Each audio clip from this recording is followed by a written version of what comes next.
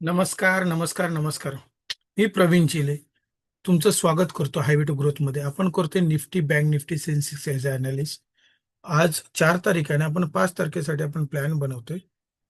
तर आज काय होतं मार्केट ते आपण पहिलं प्रथम बघूया. जसं कालच्या आपण अनालिस्ट व्हिडिओमध्ये पाहिलं होतं की मार्केट इथून बाउन्स करतोय. आपण 1 तासाच्या टाइम फ्रेमवर सुद्धा बघितलं होतं की इथून बाउन्स करतोय आणि त्याच पद्धतीने मार्केटनी जर तुम्ही इथे बघाल, ह्याला आहे ना ब्रेक केलं आणि एक नवीन हाय क्रिएट केलाय. तर हा संकेत काय देतोय की हा ट्रेंड थोडासा मार्केटने जो खाली येत होता त्याला होल्ड केलाय. ठीक आहे. आणि एक नवीन हाय बनवलाय. आता आपण बघणार आहोत की हा हाय जोपर्यंत ब्रेक होत नाही, म्हणजे 26,100 जोपर्यंत ब्रेक होत नाही तोपर्यंत वरची मुवमेंट आपल्याला मिळणं थोडीशी कठीण होते. आणि जर का हा लो जर तोडतोय तर काय होऊ शकतं, म्हणजे हा सपोर्ट झोन जर तोडतोय तर मार्केटमध्ये सेलिंग येण्याचे चान्सेस आहेत. कारण का, इव्हेंट जे असतात ते निघून गेले. जो जीडीपी हा जर बघाल, हे जीडीपी चे जेव्हा नंबर आले त्या दिवशी हा मार्केट वरती हाय केला बघा, ऑल टाइम हाय केलाय आणि तेव्हापासून तो खाली आला. पण जे स्मार्ट इन्व्हेस्टर आहेत किंवा स्मार्ट मनी ज्याला आपण म्हणतो, त्यांना इथेच माहिती होतं आणि त्यांनी इथूनच त्याला वर नेला. आणि आपल्यासारखे जेव्हा रिटेलर जेव्हा येतात तेव्हा हे काय करतात, डंप करतात आणि निघून जातात आणि तो पुन्हा जिथून तो वाढला, इथे बघा, जिथून तो वाढला आता बरोबर ते त्या झोनलाच घेऊन आलेत. ठीक आहे. त्या झोनलाच घेऊन आलेत मार्केटला. तर आता इथून आपल्याला काय करता येईल, ते इथे आपल्याला बघायचे सपोर्ट आणि रेझिस्टन्स. मित्रांनो, म्हणून मी सांगतो की तुम्ही आहे ना, शेअर मार्केट रँडमली ट्रेड करू नका. तर प्रॉपर शिकून त्याच्यामध्ये ट्रेड मारा. मग तुम्ही ते कुठूनही शिका, माझ्याकडून शिका, युट्यूबवर शिका किंवा अजून कोणाकडून शिका, पण कुठल्या तरी कोच कडून तुम्ही ते शिकून घ्या, प्राइस ऍक्शन शिकून घ्या आणि प्राइस ऍक्शन नुसारच ट्रेड मारायला सुरुवात करा मित्रांनो. चला तर मग आता आपण बघूया की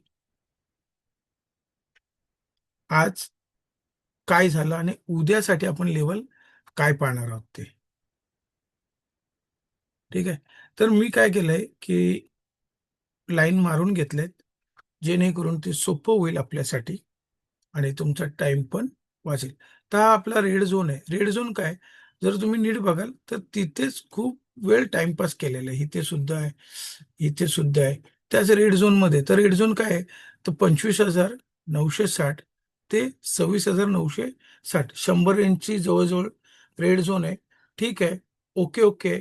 पण हा रेड झोन जर टाइमपास करून असं जर ब्रेक करतोय तर 26,100, 26,150 आणि 26,200 सुद्धा जाऊ शकतो. उद्या फ्रायडे आहे.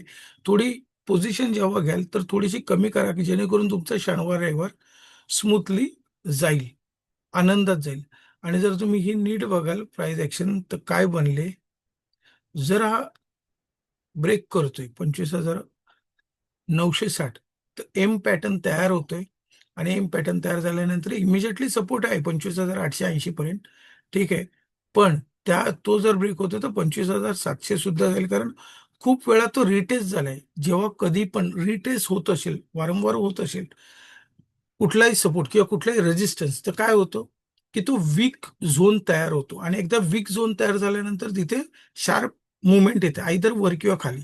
तर आता चान्सेस जास्त काय आहेत, तर उद्या आपण बघूया की खाली येतोय की वरती 26,100ला ब्रेक करतोय. जर 26,100ला ब्रेक करतोय तर पुन्हा नवीन हाय करायच्या स्थितीत जाईल. आणि जर 25,920, 960ला जर ब्रेक करतोय, जो कन्फर्म एम पॅटर्न तयार होतोय आणि खाली इमिजिएटली दोन सपोर्ट आहेत त्याला, पण ते सपोर्ट वारंवार तिथे लागून लागून तो मे बी वीक झोन तयार झालेला असेल आणि तो खाली धडामकन खाली पडू शकतो. दुसरं कारण एक आहे, उद्या फ्रायडे आहे मित्रांनो. तो फ्रायडेला शक्यतो लोक पोझिशन साईज हलकी करून जातात, जेणेकरून दुसऱ्या दिवशी सोमवारी नवीन पोझिशन तयार करायला मिळते त्यासाठीच. ठीक आहे. तर हे होतं निफ्टीचं अनालिसिस. चला वळूया मग आपण बँक निफ्टीकडे. सर्वप्रथम बँक निफ्टी बघूया. बँक निफ्टी जर तुम्ही नीट बघाल तर एक ऑल टाइम हाय, ऑल टाइम हाय नंतर हा रेड झोन तयार केलेला आहे. थोडासा वर जायची तयारी करतोय. डबल बॉटम सारखा आपल्याला जर क्रिएट झाला 59,550च्या वर क्रिएट झाला गेला तो, तर डब्ल्यू पॅटर्न क्रिएट होतोय. प्राइस ऍक्शन नुसार तो वर जाण्याचे चान्सेस आहेत. तर आपल्याला पुन्हा एकदा 60,000ची लेवल सहज मिळेल. आणि जर हा सस्टेन न करता 59,000 जर ब्रेक करतोय, तर आपल्याला खालच्या लेवल इझिली मिळतील. कारण इथे पॅटर्न जो आहे तो प्राइस ऍक्शन नुसार लोअर लो बनायला सुरुवात होते. तसं हा एक हाय आहे, हा एक हाय, त्यानंतर हा एक हाय, त्यानंतर हा एक हाय बनलेला आहे. त्यानंतर हा एक छोटासा एक हाय बनलाय. जर हा हाय ब्रेक करतोय, हा स्विंग हाय जर ब्रेक करतोय 59,560चा, तर आपल्याला वरती जाण्यासाठी आपण प्लॅन करू. आणि जर का 59,000 ब्रेक करतोय, तर आपण खाली जाण्यासाठी प्लॅन करू. ठीक आहे.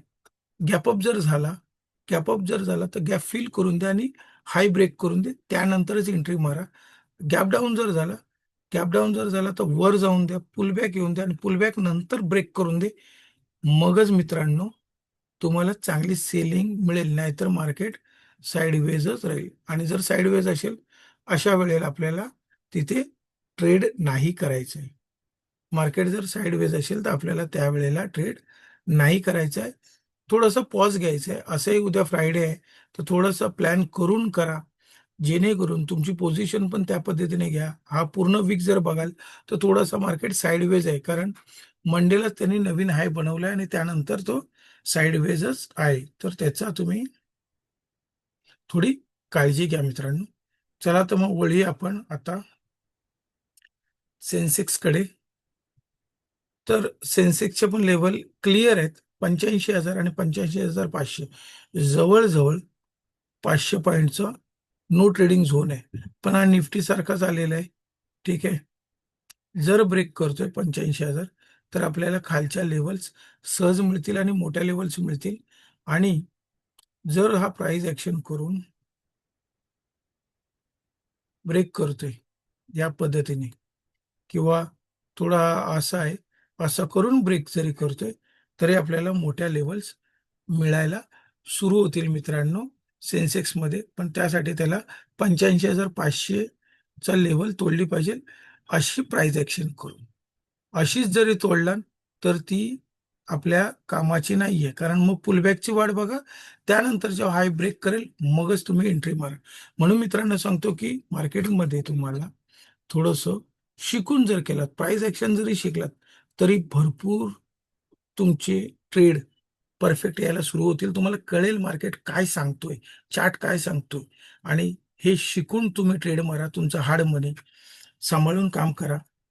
त्यानंतर वरचे लेवल आहेत 85,800, 86,000, 86,060, 160 पर्यंत सहज जाऊ शकतो. आणि समजा जर का खाली येतोय, तर 84,766 ते 84,500 या दोन लेवलच आपण खालच्यासाठी ड्रॉ करतोय.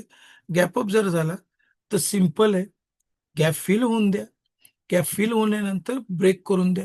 ब्रेक केल्यानंतरच आपण एंट्री त्याच्यात घेणार आहोत. गॅप डाऊन झाला, गॅप डाऊन झाल्यानंतर वर जाऊन दे, गॅप फिल होऊन दे आणि लो ब्रेक करून दे. जोपर्यंत लो ब्रेक करत नाही आणि फ्रेश लो बनवत नाही, तोपर्यंत आपण त्याच्यात एंट्री घेणार नाही. कारण मार्केट एका सपोर्टला आलेलं आहे. जर सपोर्टला आल्यानंतर मे बी तो साईडवेज पण होऊ शकतो. जर गॅप डाऊन झाला तर साईडवेज सुद्धा होऊ शकतो. साईडवेज टू बेरिश या पद्धतीने तो जाऊ शकतो. मित्रांनो, हे होतं निफ्टी, बँक निफ्टी, सेन्सेक्सचे अनालिसिस. उद्या फ्रायडे आहे, तर आपण बघूया उद्या काय होतं. आज जशी जबरदस्त मूव मिळाली, वन साइड मूव मिळाल्या. सेन्सेक्सची एक्सपायरी होती पहिल्या 5 मिनिटात. 5 मिनिटानंतरच त्यांनी चांगल्यापैकी पॉईंट्स द्यायला सुरुवात केली. रेड झोन ब्रेक केला, आपला कालचा होता तो. रेड झोन ब्रेक करून त्यांनी खूप चांगले पॉईंट्स दिले. त्यानंतर खाली सुद्धा आला आणि परत रिकव्हरी सुद्धा केली. म्हणजे मार्केटने दोन्ही साईडला ट्रेड दिले आज. सेन्सेक्सची एक्सपायरी खूप सुपर आणि सुंदर झाली मित्रांनो. पुन्हा एकदा मी आव्हान करेन की उद्या फ्रायडे आहे, पोझिशन साईज नेमकीच घ्या, कारण शनिवार रविवार तुम्हाला एन्जॉय करता आलं पाहिजे. दुसरं की उद्या मे बी प्राइस ऍक्शन नुसार ट्रेड मारा, कारण फ्रायडे असल्यामुळे पोझिशन लोक हलकी करतात. तिसरं की शनिवार रविवारी तुम्ही शेअर मार्केटचा कोर्स शिका कोणाकडूनही. माझ्याकडून शिकलात तरी चालेल, युट्यूबवर शिकलात तरी चालेल, पण शिकून ट्रेड करा. आणि जितकं तुम्ही शिकाल तितकं तुम्हाला चांगलं यश मित्रांनो याच्यात यायला सुरू होईल. हे होतं आजचं अनालिसिस. उद्या आपण भेटूया. थँक्यू. जय हिंद, जय महाराष्ट्र.